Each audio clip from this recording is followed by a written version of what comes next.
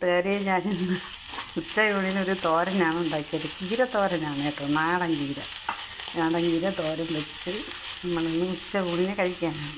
അതേപോലെ തോരനാണിത്, നാടൻ ചീരയാണ്.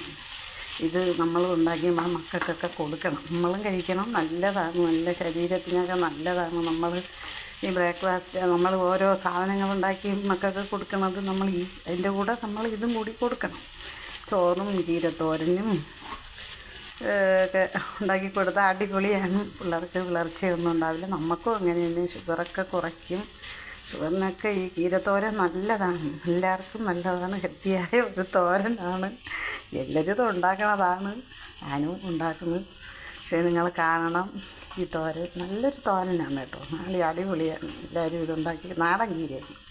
ഇതിൽ ഞാൻ മുളകും ചെറിയ ഉള്ളി മാത്രമേ ചേർത്തിട്ടുള്ളൂ, വേറെ ഒന്നും ഇടേണ്ട ആവശ്യമില്ല.